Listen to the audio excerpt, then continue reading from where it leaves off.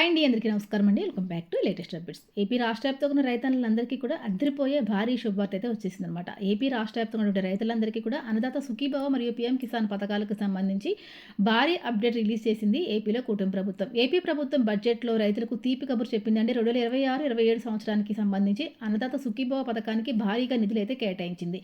ఈ మేరకు అసెంబ్లీలో ఆర్థిక మంత్రి పయ్యావుల కేశవ్ గారు బడ్జెట్ను ప్రవేశపెట్టగా, వ్యవసాయ శాఖ మంత్రి అచ్చెన్నాయుడు గారు ప్రత్యేకంగా వ్యవసాయ బడ్జెట్ను ప్రవేశపెట్టడం జరిగింది. బడ్జెట్ను ప్రవేశపెట్టిన అనంతరం వ్యవసాయ శాఖ మంత్రి అచ్చెన్నాయుడు గారు ఏపీ రాష్ట్ర వ్యాప్తంగా ఉన్న రైతులకు భారీ శుభవార్త అందించారండి. ఆంధ్రప్రదేశ్లో అసెంబ్లీలో ఆర్థిక మంత్రి పయ్యావుల కేశవ్ గారు బడ్జెట్ను 2026-2027 ప్రవేశపెట్టడం జరిగింది. ఈ బడ్జెట్లో రైతులకు తీపి కబుర్ను అయితే అందించారండి. అన్నదాత సుఖీభవ పథకానికి సంబంధించి నిధులపైన కీలక ప్రకటన చేయడం జరిగింది. అన్నదాత సుఖీభవ మరియు పీఎం కిసాన్ పథకాల కింద 2025-2026 ఆర్థిక సంవత్సరంలో 46.86 లక్షల మంది రైతుల కుటుంబాలకు ఒక్కొక్కరికి 20,000 రూపాయల చొప్పున ఆర్థిక సహాయాన్ని పెంచి అందజేస్తున్నాము అని చెప్పేసి చెప్పడం అయితే జరిగిందనమాట. మొత్తం 6,660 కోట్ల రూపాయలు విడుదల చేశామని చెప్పేసి పయ్యావుల కేశవ్ గారు గుర్తు చేశారండి. ప్రస్తుతం 2026-2027 ఆర్థిక సంవత్సరానికి వ్యవసాయ అనుబంధ రంగాలకు 13,598 కోట్ల రూపాయలని కేటాయించామని ఆయన చెప్పడం జరిగింది. అన్నదాత సుఖీభవ పథకానికి ఈ బడ్జెట్లో ప్రత్యేకంగా 6,660 కోట్ల రూపాయలని కేటాయించామని చెప్పి పయ్యావుల కేశవ్ గారు చెప్పడం జరిగింది. అనంతరం మంత్రి అచ్చెన్నాయుడు గారు వ్యవసాయ బడ్జెట్ను ప్రవేశపెట్టారండి. కొత్తగా అమలు చేసినటువంటి GST 2.0 సంస్కరణల ద్వారా వ్యవసాయ అనుబంధ రంగాలకు సంబంధించి ఉత్పత్తులు, వ్యవసాయ పరికరాలు, ట్రాక్టర్లపై పన్ను భారం గణనీయంగా తగ్గిందని ఆయన చెప్పడం జరిగింది. దీనివల్ల రైతులకు ప్రత్యక్షంగా లాభం కలుగుతుందని, పశు సంపదకు ఉన్నటువంటి ఆరోగ్యపరమైన ప్రమాదాలను తగ్గించే విధంగా పశు బీమా పథకం అమలు చేసేందుకు మేము నిరంతరం ప్రాధాన్యత ఇస్తున్నామని చెప్పడం జరిగింది. పశు వైద్య సేవలను మరింత బలోపేతం చేయడానికి, కొత్త పశు వైద్య భవన నిర్మాణానికి 20 కోట్ల రూపాయలని కేటాయిస్తూ మౌలిక వసతులను విస్తరిస్తున్నామని చెప్పి ఆయన చెప్పడం జరిగింది. అదేవిధంగా ఆంధ్రప్రదేశ్ ప్రభుత్వం వ్యవసాయ రంగాన్ని బలోపేతం చేసే దిశగా చారిత్రాత్మక నిర్ణయాలు తీసుకుంటుందని వెల్లడించడం జరిగింది. అన్నదాత సుఖీభవ మరియు పీఎం కిసాన్ పథకాల కింద ప్రతి రైతు కుటుంబానికి ఏడాదికి 20,000 రూపాయల చొప్పున పెట్టుబడి సాయాన్ని అందిస్తున్న విషయం అందరికీ తెలిసిందే. అయితే 2026-2027 ఆర్థిక సంవత్సరానికి గాను ఈ పథకం కోసం 6,600 కోట్ల రూపాయలని బడ్జెట్లో ప్రతిపాదించడం జరిగింది. సాగు పనులు మొదలవ్వక ముందే రైతులకు ఆర్థిక భరోసా కల్పించడమే ఈ భారీ కేటాయింపుల ప్రధాన ముఖ్య ఉద్దేశమని చెప్పడం జరిగిందండి. అయితే ఇక్కడ ఒక తీపి కబురు కూడా ఉంది. గత బడ్జెట్లో ఈ పథకం కోసం 6,300 కోట్ల రూపాయలను కేటాయించడం జరిగింది. అంటే గత ప్రభుత్వం బడ్జెట్తో పోలిస్తే నేటి బడ్జెట్లో అన్నదాత సుఖీభవ స్కీమ్ కోసం అధిక కేటాయింపులు చేశామని, ఇక దాదాపు 300 కోట్ల రూపాయలు అదనంగా కేటాయించడం జరిగిందని చెప్పారు. అదేవిధంగా 47 కోట్ల ధాన్య బకాయిలు పూర్తిగా చెల్లించామని చెప్పడం జరిగిందనమాట. దీనివల్ల వేలాది మంది రైతులకు ఆర్థికంగా పెద్ద ఊరట లభించింది. పాత బకాయిలు తీయడంతో అన్నదాతలు కొత్త ఉత్సాహంతో సాగు పనులు చేసుకుంటూ ఉన్నారు. రైతు సంక్షేమం పట్ల ప్రభుత్వానికి ఉన్నటువంటి చిత్తశుద్ధిని ఈ నిర్ణయం నిరూపిస్తుందని మంత్రి అచ్చెన్నాయుడు గారు వెల్లడించడం జరిగింది. బకాయిలు చెల్లింపుల్లో పారదర్శకతను ప్రభుత్వం అత్యంత ప్రాధాన్యత ఇచ్చిందని ప్రకటించడం జరిగింది.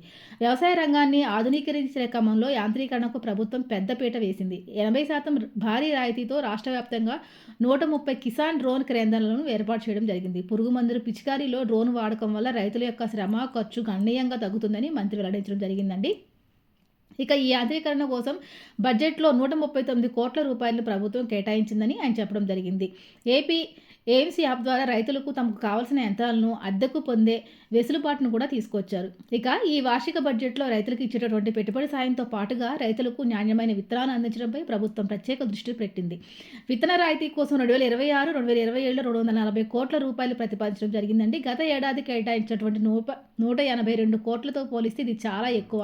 విత్తనం కొరత లేకుండా ముందే నిల్వలు సిద్ధం చేయాలని అధికారులకు ప్రభుత్వం ఆదేశించడం జరిగింది. రాయితీపై విత్తనాలు అందడం వల్ల సాగు వ్యయం తగ్గి రైతులకు లాభాలు అందుతాయని వెల్లడించడం జరిగింది. వీటితో పాటుగానే రైతులు తుఫాను ముప్పు నుంచి పంటలను రక్షించేందుకు ప్రభుత్వం ముందస్తు ప్రణాళిక రూపొందించింది. కృష్ణా, గోదావరి డెల్టా ప్రాంతాల్లో ఖరీఫ్ సాగును ముందుగా జరపాలని నిర్ణయించడం జరిగింది. దీనివల్ల పంట కోత దశలో తుఫాన్ల బారిన పడకుండా రక్షణ కల్పిస్తుందని చెప్పడం జరిగిందండి. సాగు సమయాన్ని సర్దుబాటు చేయడం ద్వారా ప్రకృతి వైపరీత్యాల నష్టాన్ని తగ్గించవచ్చని నిపుణులు భావిస్తున్నారు. మొత్తంగా చూస్తే ఏపీ బడ్జెట్లో కేటాయింపులు అన్నదాతల సుఖీభవ పథకానికి కొండంత అండగా నిలుస్తాయని చెప్పడం జరిగిందండి. పెట్టుబడి సాయం నుండి మార్కెటింగ్ వరకు ప్రతి దశలను ప్రభుత్వం తోడ్పాటు రైతన్నలకు ఎంతగానో ఉంటుందని చెప్పడం జరిగింది. సాగును లాభసాటిగా మార్చడం ద్వారా గ్రామీణ ఆర్థిక వ్యవస్థను బలోపేతం చేయడమే లక్ష్యంగా పాలన సాగుతుంది. ఈ సంక్షేమ పథకాలు రాష్ట్రంలోని ప్రతి రైతు కుటుంబంలో వెలుగులు నింపుతాయని, నవ్యాంధ్ర ప్రగతిలో రైతుల భాగస్వాములు చేస్తూ ప్రభుత్వం ముందడుగు వేస్తుందని చెప్పడం జరిగింది. ఇక ఈ అన్నదాత సుఖీభవ పథకాన్ని ఈ నెలలోనే అమలు చేయబోతున్నట్టు కేంద్ర ప్రభుత్వ సహకారంతో